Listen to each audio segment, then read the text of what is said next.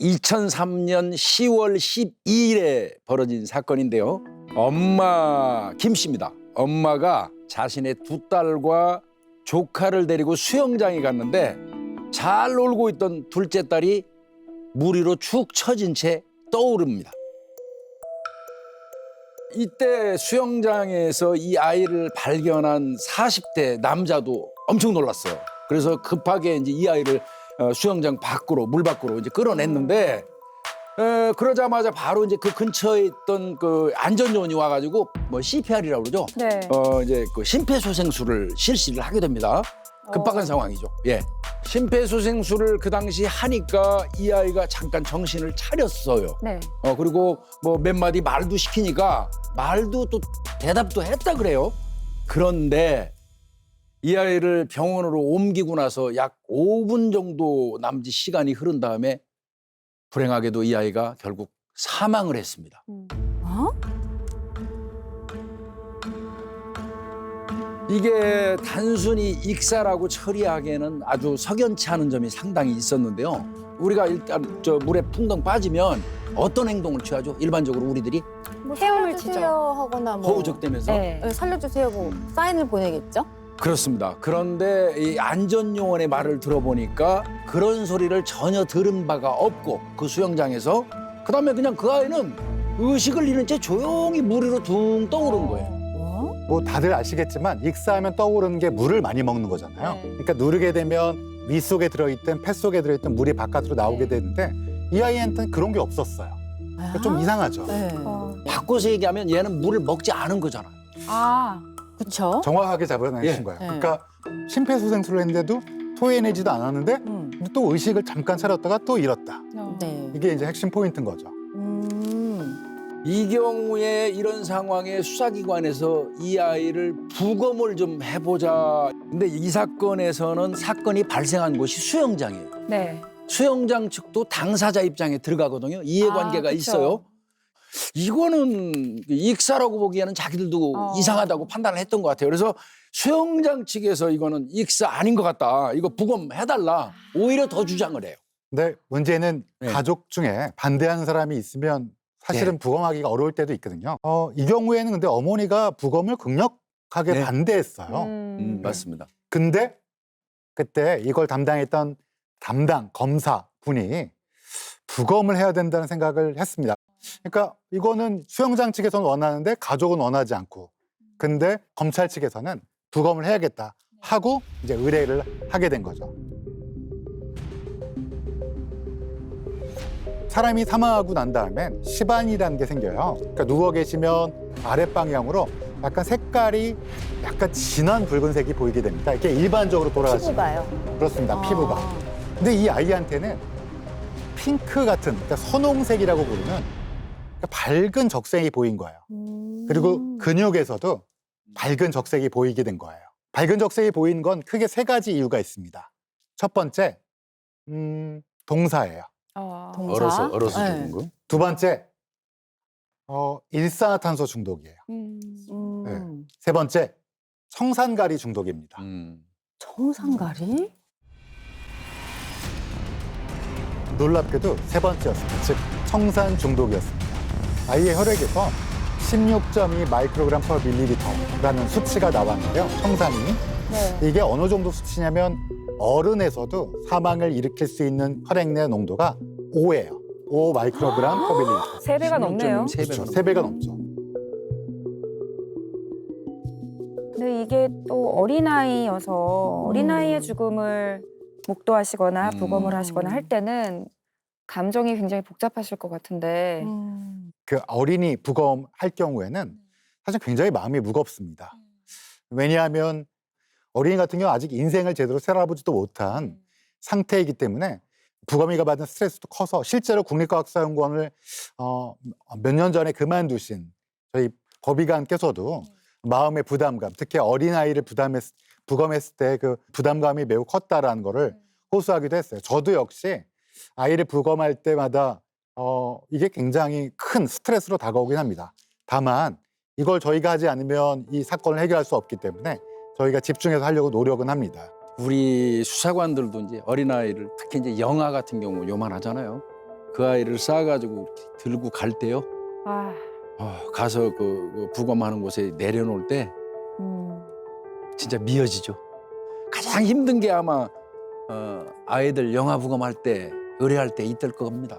자 그러면 부검 결과 청산가리가 나온 건데 근데 경찰 입장에서는 이런 경우에 누가 먹였는지를 찾아야 돼요. 수영장에 있는 사람이지 않을까요? 예, 목격자 있었습니다. 다행이네요. 예. 숨진 그 둘째 딸이 이런 이야기를 언니들한테 했다고 해요. 네. 나 맛있는 거 먹고 왔다. 두 언니한테 나 맛있는 거 먹고 왔다. 이렇게 자랑을 한 겁니다. 그 준 사람이 네. 바로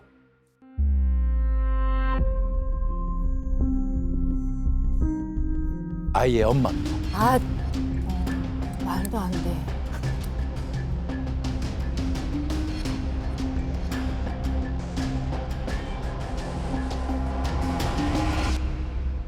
그래서 자기들도 그런 생각했대요. 치사하게 같이 왔는데 엄마는 얘만 주고 우리는 안 주지? 나중에 우리도 이거 사달라고 해야 되겠다. 이런 생각을 했다는 겁니다. 그 얘기를 경찰에게 해요. 목격자가 또 있었습니다. 또. 예. 당시에 그 현장에서 안전 요원이 증언한 내용이 있는데요. 둘째 딸로 보이는 아이를 친모가 불러서 뭔가 이야기를 하는 장면을 목격을 했다. 뭐를 먹었다거나 이런 건 아니고요. 그다음에 잠시 이제 주의를 딴 데로 돌렸더니 사라졌다. 이런 증언이 나왔습니다.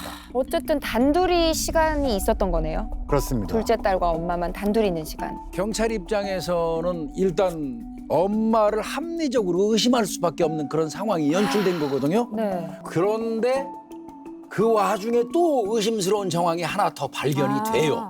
수영장에서 아이가 사망하기 전날이 이제 2003년 10월 11일이에요. 네. 이날 이 엄마가 자신의 직장으로 누군가를 부릅니다.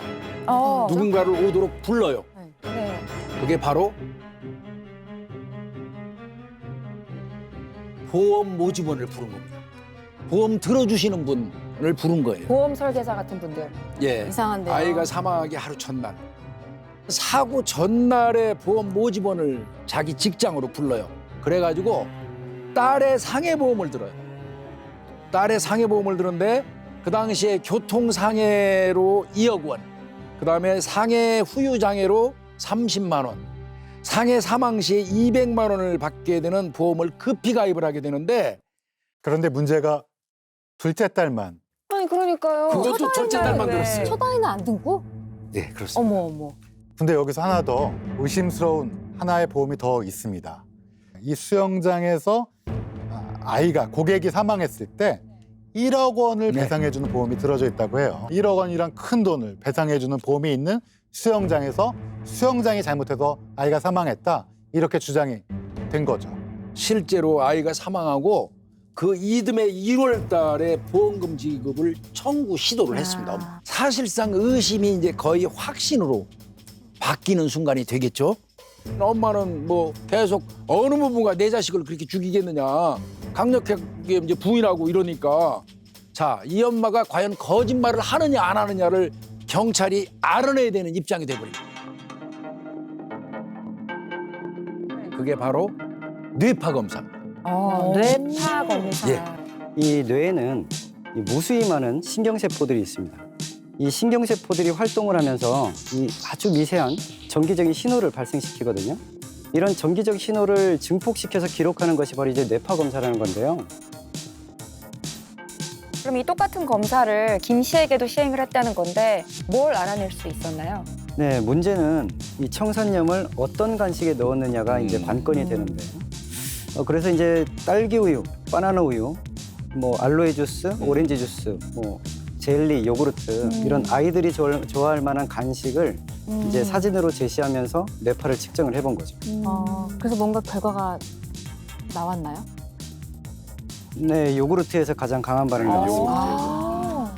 그 다음에는 이 간식을 어디서 구매했는지 이 그쵸. 구입처를 찾아내야 되는데요. 네. 그래서 인근 마트 이미지를 또 제시하면서 뇌파를 측정을 해봤죠. 특정 마트에서 강한 뇌파 반응이 현출이 됐습니다. 오.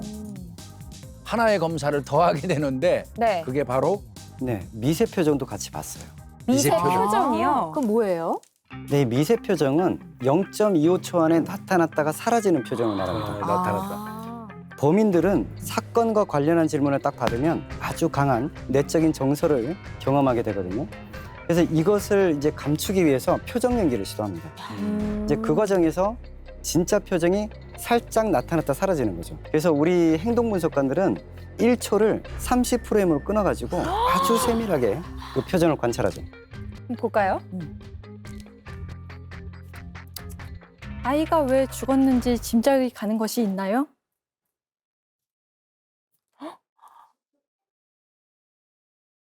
직접 청산가리를 구입하거나 누군가로부터 받은 사실이 있습니까? 아니요. 만약 누군가가 청산가리를 넣었다면 어떻게 넣었을까요? 그 부분에 대해서는 일부러 생각해 본 적이 없습니다.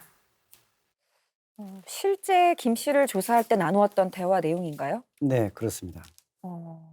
사실 특이했던 게 이 분석관이 아이가 왜 죽었는지 짐작이라도 가는 것이 있습니까? 라고 질문을 하는데 입꼬리가 살짝 올라갔어요. 네. 너무 부적절한 표현이죠. 네. 자신의 소중한 아이가 누군가에 의해서 독살을 당했습니다. 고통스럽게 죽어간 아이를 생각하면 엄마로서 너무 슬프고 너무 괴롭고 비통해야 됩니다. 네. 그리고 죽인 그 범인을 생각하면 그렇지. 분노가 치밀어야 돼요. 그런데 그런 정서 표현이 잘 나타나지 않았다라는 겁니다. 그리고 범인이 이 청산가리를 어떻게 넣었을지를 묻는 질문에 대해서 그 부분에 대해서는 일부러 생각해 본 적이 없습니다. 죽은 아이의 엄마 입장에서 네. 정상적인 엄마라면 내 아이가 어떻게 죽었는지, 네. 내 아이가 왜 사망하게 됐는지에 대해서 수십 번, 수백 번 생각을 해봤을 거예요. 100번, 1000번을 생각했어야 그렇죠. 되는 거죠. 도무지 네. 납득하기 어려운 답변이었죠. 이 경우에는 이제 김 씨 같은 경우는 이거 이외에도 하나 검사를 더 합니다. 아, 어떤 검사가 있죠? 진술서를 분석하는 거예요. 이 진술서에 나타나 있는 어떤 내용적인 부분이 있고 또 문법적인 부분이 있죠. 이런 부분을 종합해서 거짓의 징후를 찾고요. 이 피의자가 숨기고 싶어하는 정보가 무엇인지를 찾아내는 기법입니다. 지금 보시면 이제 11시쯤에 풀장에 안에서 노는 것을 확인하고 카운터 앞에서 젖은 양말을 벗고 있는데 우리 땡땡땡을 안고 안전요원이 왔고 지금 이게 전부거든요. 두 줄이네. 근데 이 상황을 한번 바꿔서 한번 생각해 보세요. 네. 엄마 입장이라면 그쵸. 본인이 준 게 아니라면 누군가가 준 거지 않습니까? 네. 누군가가 줬으면 저렇게 무미건조하게 쓸 네네, 수가 너무 없어요. 덤덤해 보여요. 거의 뭐 급 분노. 대체로 엄마들은요 사건 내용보다도 그 범인 꼭 잡아달라는 걸 거의 90% 이상을 강조하면서 쓰게 됩니다. 구체적으로 쓸것 같아요. 내가 처벌해 본 주세요. 거 그러고 전부 다. 쓰거든요. 네. 그런 분노의 표현이 여기 하나도 없는 거예요. 슬픔의 네. 표현도 없고. 또 하나 제가 눈에 보이는 거는 전화를 걸어서 이야기를 했을 때 사고를 당해 위독하다라고 썼다가 위독을 지우고 위급하다로 바꿨어요. 굳이 수정을 했단 말이죠. 그렇죠. 아주 잘 보셨습니다. 왜냐면은 아이가 지금 독살을 당했거든요. 독살이잖아. 지금 말씀하신 대로 이 독이라는 단어는 이 피의자, 이 김 씨에 대해서 상당한 불편감, 그쵸. 거부감을 주었을 것이라고 우리는 합리적으로 추론해 볼 수가 있을 겁니다. 그런데 이 사건을 조사하는 과정에서 숨겨진 사실이 밝혀지게 됩니다. 숨겨진 사실이요? 이 여성분, 즉 네. 어머니에게 내연남이 있다는 거예요. 좀 놀랍죠? 그 아이가 죽기 5년 전, 그러니까 1998년도 네. 시점부터 불륜남이 있었던 거죠. 그런데 이 내연남 박 씨가 나타나면서부터 또 충격적인 사실이 하나 또 밝혀지기 시작합니다. 그게 바로 이제 결정적인 스모킹건이 되는 건데요. 아이의 사망 사건이 일어난 뒤에 이제 엄마를 의심하던 경찰이 감청을 해요. 네. 감청을 하던 중에 이 엄마하고 내연남의 통화 내용에서 아주 놀라운 이야기를 듣게 됩니다. 너 또 약 먹였지? 너 또 약 먹였지? 와. 내연남이 엄마한테 한 얘기입니다. 너 또 약 먹였지? 아니 또 약 먹였지는 우리가 예전에 한 그쵸. 번 잊었던 이력이 있을 때 예를 또 들어. 안 먹였지 하는 거잖아요. 네. 언젠가 누군가에게 약을 먹였던 적이 있으니까 또 약 먹였지 하고 추궁한 거 아니겠습니까? 네. 네, 그래서 이 단서를 토대로 해서 이제 경찰은 혹시 이 엄마 주변에 이거하고 유사한 다른 사건이 있는지를 네. 찾아보기 시작했고요. 네. 그리고 있었습니다. 아, 이게 뭐야. 처음이 아니었구나. 엄마 김 씨가 내연남 박 씨하고 관계를 이어오던 2001년 12월 달이에요. 12월 어느 날, 그러니까 아이가 사망하기 2년 전이죠. 2년 전에 김 씨의 남편이 사망을 했어요. 당시에 옆집에 김치를 담그는데 도와줄 수 있잖아요. 옆집에 네네. 김. 김장할 그 때. 김장할 때. 그래서 김장을 같이 도와주고 그때 당시에 이제 생굴을 김치에 싸먹고 그렇죠. 집에 돌아와서 뭐 커피를 마셨는데 갑자기 남편이 쓰러진 거예요. 그래서 119를 통해서 대학병원으로 이송이 됐습니다. 네. 대학병원으로 이송이 됐는데 대학병원에서는 심장이 조금 불규칙하게 뛰는 거예요. 그래서 심폐소생술하고 여러 가지 치료를 했는데 그만 갑자기 사망하고 만 거예요. 그러면 심장 이상으로 네, 죽은 뭐 거예요? 여기까지 들으시면 사망 원인이 뭘까 네. 감이 안 오잖아요. 네. 아마 의료진도 그랬던 것 같아요. 그렇게 끝난 거예요. 그렇게 부검 같은 거는 따로 안 한 건가요? 심장 때문에 돌아가신 게 아닌가라고 생각을 했으니까 부검 병- 못한 거예요. 맞아요. 병사를 체크하고 그냥 사망하게 되고 화장을 하게 된 거죠.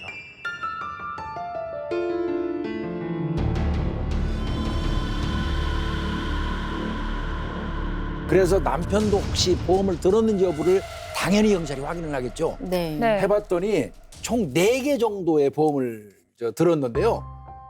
이게 남편이 죽고 나면 황망할 법도 한데 사망 후에 한 3,700만 원 정도 보험금을 바로 수령해 버렸어요. 또 황당한 게 있어요. 그 이후에 그 수령한 보험금을 3천만 원을 내연남 박 씨한테 빌려준 게 아 나왔다. 뭐야? 빌려준 게 아 나왔다. 뭐야?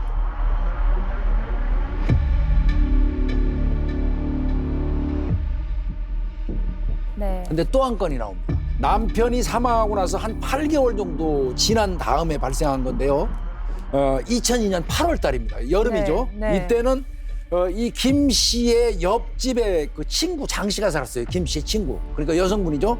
장 씨가 사망하는 사건이 발생을 해요. 그 장 씨가 당일날 아마 그 아들의 생일이었던 것 같습니다. 그래서 생일 케이크를 이제 자르고 난 다음에 그걸 이제 일정 부분 조각을 가지고 찾아간 거예요. 네. 그래서 김 씨한테 이제 케이크를 주고 거기 앉아서 한참 수다를 떨다가 돌아갔어요, 집으로. 네. 돌아가고 난 이후에 갑자기 그 자기 집에서 한 5분 정도 됐을 무렵에 배를 움켜쥐고 그냥 얼굴이 펄해가지고 그대로 숨까지 가빠지면서 쓰러져 버린 겁니다. 어찌되었든 둘 다 사실은 부검을 하지 않았기 때문에 정확하게 사망 원인은 알 수 없고 맞아요. 의무 기록만 가지고 장 씨는 왜 부검을 안 했어요? 이게 처음에 생각을 못했던 거죠. 그냥 사람이 갑자기 죽었는데. 하면 좋은데 사실 부검이란 게 쉽지 않은 결정이고요. 아. 근데 이제 그때는 전혀 아무도 생각을 못했던 거죠. 심근경색 정도로 생각한 것 같습니다. 둘 다 심장 마비로 심장 생각합니다. 마비니까. 2번이나 의심받지 않고 넘어갔기 때문에 이 김 씨는 더 대담해질 수 있었던 거잖아요. 그렇습니다. 공개적인 장소 수영장에서 말이죠. 그러니까 이제 경찰 입장에서는 살해 동기가 있다면 그 동기를 찾게 됩니다. 그게 바로 뭐냐면 이겁니다. 보험 계약서인가요? 맞습니다.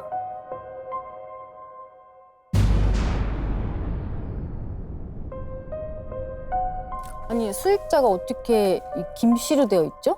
그러니까 이상하죠. 원래는 장 씨가 사망하면 그 수익자는 장 씨 남편이 돼야지 그렇죠. 법적으로. 네. 그런데 김 씨가 보험금을 타간다 그러니까 네. 보험금을 내주는 보험조사관 입장에서도 이게 이해가 안 가는 거예요. 남편이 그러니까, 더 황당할 예. 것 같아요. 그래서 네. 이제 남편한테 이 사실을 알립니다. 아, 알려요. 남편한테 네. 알려요. 한 2달 정도 있다가 수사기관에다 진정서를 냅니다. 이거 네. 네. 어떻게 된 거냐 하고 그렇지만 뭐 증거가 없다 보니까 일단 내사종결이 돼버리죠. 진짜 되게 대담하네요. 예, 이 사건 나고 난 다음에 뭐 동네에서 시끄럽기도 하고 좀 그쵸. 부끄럽잖아요. 네. 그러니까 이분이 이사를 간 걸로 알고 있습니다. 이제 이사를 가게 되면 자연스럽게 내연남하고 박 씨하고도 이제 이 연락이 끊기게 되겠죠. 근데 이제 이 내연남 또 이 박 씨가 보통 사람이 아니에요. 갑자기 자신하고 연락을 딱 끊고 이 김 씨가 사라지니까 김 씨를 찾으려고 아주 다방면으로 수소문을 합니다. 그런데 아무도 이제 안 가르쳐 주니까 이 죽은 저 남편의 형수한테 남편의 전화를 걸어요. 네, 그리고는 이제 이상한 말을 했어요. 그 여자 말 고지고대로 듣지 마라. 그 남편 약물 중독으로 죽이고 보험금 탔다. 3,700 받았잖아요. 가족들은 몰라도 너무 모른다. 이거 그럼 거의 자백 수준 아닌가요?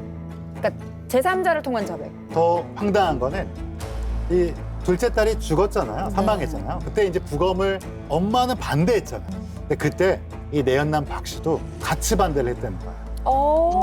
그러니까 안 된다. 이 아이를 근데 부검해서 안 된다. 내연남이 여기서 무슨 발언권이 있어요?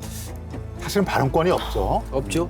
그러면 지금 나타난 이 박 씨 내연남도 저희가 의심을 해봐야 되고 분명히 뭔가를 알고 있으니까 부검을 하는 게 찔렸겠죠. 그랬겠죠. 그러니까 네. 이제 부검을 강력하게 반대했고 다만 그때 그래도 첫 번째 남편이나 두 번째 그 옆집 친구와는 달리 딸은 익사라는 사고사였기 때문에 부검을 주장할 수 있었던 근거가 됐죠. 아마 다들 궁금해하실 거예요. 왜 근데 둘째 딸이냐? 네. 딱 꼬집어서. 그래서 뭐 경찰이나 검찰에서 전방위적으로 수사를 해보니까 아까 내연남 박 씨 기억하시죠? 네. 이 남자를 너무 싫어했 둘째 딸이. 아빠도 아닌데 갑자기 아빠처럼 집에 들어와서 네. 아마 자녀를 키워보신 네. 분들은 아실 텐데 아마 갑자기 남자 어른이 아빠 행세를 하면서 들어와서 한다 그러면 사춘기 시기니까. 그렇죠. 싫어할 수 있죠. 그래서 너무 싫어하고 이러다 보니까 아마 그게 원인이 아닐까라고 추정을 하고 있는 거죠. 내연남은 완전히 배제됐나요? 선상에서?